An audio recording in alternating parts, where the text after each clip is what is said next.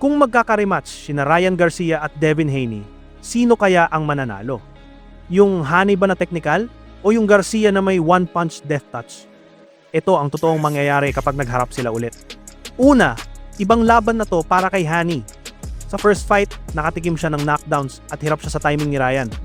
Pag nag-rematch sila, sigurado mas magiging defensive at mas maingat si Devin. Hindi na siya papasok ng dire-diretso. Expect mo mas maraming jab, mas maraming clinch, at mas safe na footwork. Pero eto ang problema. Hindi mo pwedeng i-outbox ng madali si Ryan Garcia. Oo, pangit ang fundamentals niya minsan. Pero yung bilis at whip ng kaliwang hook, yon ang hindi kayang i-neutralize ni Haney kahit gaano pa siya ka-technical. Isang mali lang ng ulo ni Haney. Boom, knockdown ulit.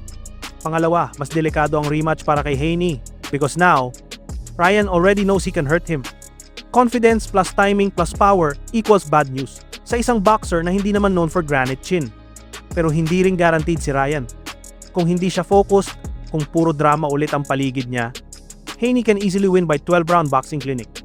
Ryan's power is elite, pero Haney's discipline is elite. So ano ang mangyayari pag nag-rematch sila? Two possible realities. Ryan wins by knockdown dahil hindi kayang i-handle ni Haney yung timing. O Haney wins by decision kung kaya niyang iwasan ang left hook for 36 minutes. Pero isa lang ang sigurado. Mas malaki ang risk kay Haney kaysa kay Ryan at mas magulo, mas wild, mas unpredictable ang rematch